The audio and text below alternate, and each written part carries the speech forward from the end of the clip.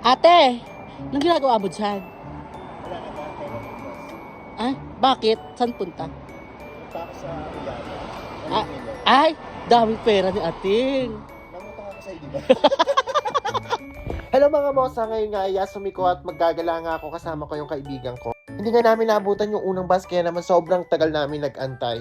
Ngayon nga ay pupunta kami sa Uyama at pupuntahan nga namin yung Don Quixote at mamimili kami ngayon.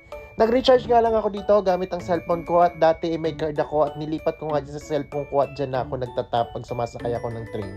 Convenient din naman yung card pero mas naisipan ko nga na ilipat na lang yung card doon sa cellphone ko at lagi ko naman bit-bit ang cellphone ko. Nung pagtapos ko nga mag-recharge ay pumasok na kami dito para sumakay nga ng train na aming sasakyan papunta sa Uyama. Maya-maya nga ng aming pag-aantay ay dumating na tong train na aming sasakyan. Medyo nagsisimula na nga dito ang tag-init at ngayon nga ay naka-t-shirt na lang ako at hindi na ganun kalamig. Mga ilang minuto nga lang ay nandito na kami sa Uyama at dito nga kami mamimili.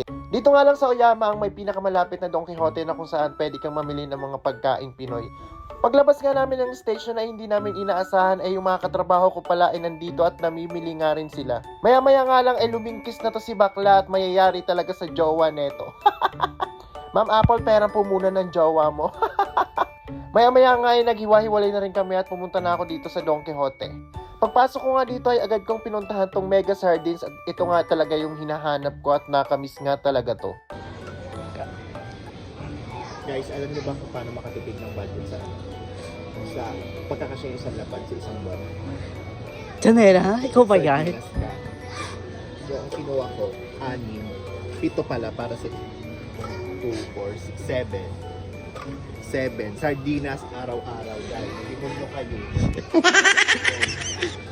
Dito nga yan, dami nga mabibili ng mga pagkain Pinas pero usually ang mga binibili ko lang naman dito ay yung mga namimiss ko lang at talagang yung bibihira ko lang makain.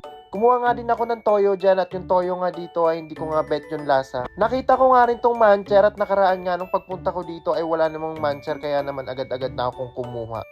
Nakakita nga rin ako na itong pansit canton at minsan nga ay nagigising ako ng madaling araw at nagmi-midnight snack ako at dyan nga ay kinuha ko na agad. Nakakita nga rin ako ng munggo at kumuha na rin ako ng isa. Dito nga ako nakaraan bumili ng panglaing at naglaing nga ako at hindi ko alam ay magastos pala siya sa gata. Kaya ngayon nga hindi ko na nga kinuha at magastos pala lutuin to. Kumuha na nga ako na itong gata at dun nga sa malapit sa amin sa Japan Meat ay lagi nagkakaubusan na itong gata. Kumuha nga ako niyan 3 at para na rin ay may stock ako.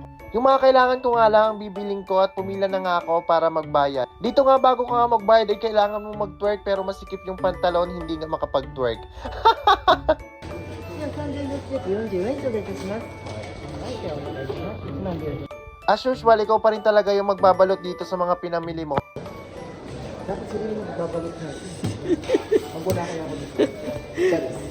Ito, budget ko na. Sasabawan mo lang to eh. Buhay ka na eh. Lagyan mo lang siya ng ano. Nagyayaman-yaman ka sa Facebook, tapos ang julo mo ano lang ba? Lord Tinas. Ready. Napag-video kaya tayo dito kay Kuya. Ano, kasi mo sa mga video o sorry time discipline mo. Ano, okay guys. Ano, Hindi guys, stay lang. Tapos ka lang mamalengkit eh. yes, nakapamili na ako ng for the budget natin buhay. Pagkano sa isang linggo? Kasi ilang araw na rin kasi ako nagbibilagan tubig. Nakatikin na lang ng sardinas. Saan naman next station natin, ate? Pupunta tayo dito sa Japan. Dati kasi dito ako nakatira. Oh. Ay, oo. Ito nga pala, dito ka nga pala nag-schooling dati ng 1 month. Dati na ako. Dati kami nabibili dito sa Japan. May napupunta. Go for the go!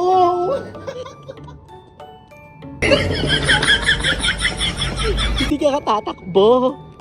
Bakit? Kasi mainit. Taray ng pes mo, namumula. Mainit kasi. Ay, tingin nga. Hindi ka kasi kakaputok ko lang nung tigyawat eh. Ay. At pagkatapos nga namin mamili ay naglakad-lakad nga kami dito at itong kaibigan ko ay dito rin pala nag-training ng 1 buwan. Parehas nga kami ng school na kung saan kami nag-training at naisipan nga namin na puntahan namin doon. Gusto nga na itong kaibigan ko na mag-reminisce kaya naman nagsimula na kami maglakad at pupuntahan nga namin at medyo may kalayuan din dito. Sobrang lala nga ng nilakad namin, talagang nagutom kami at kumain nga kami dito sa Raminan. Mga bandang alas 12 na nga to at hindi pa nga kami nagtatanghalian at ito nga ang kasama ko ay lupaypay na. Buti na lang at maya-maya nga lang ay dumating na rin ang order namin at pakiramdam namin ay ilang minuto na lang ay magpa-pass out na kami. Umorder nga lang kami dito ng gyoza, ramen at saka rice. Sa sobrang pagod at gutom nga namin ay simulan na namin kumain. Ate, masarap yan. Kaso mahaba. Nakapagtago ka. Pagkatapos nga namin kumain ay naghiwalay na nga rin kami at bukas nga ay may mga kanya-kanya kaming mga trabaho. Isang araw nga lang ng pahinga at bubugbugin mo na naman ang 6 na araw ng pagtatrabaho. At gano'n naman talaga yun at hindi naman tayo anak ni Bill Gates. Sumakay na nga ako ng bus at pauwi na nga ako neto sa amin. Dito nga ay pagbababa ka nga hindi ka sisigaw ng para, ipipindutin mo lang yan, bobo ka. Matapos nga ang pag-aalilakad mga mosa ay nakarating na rin ako dito sa bahay at makakapagpahinga na rin ako. Salamat sa panonood!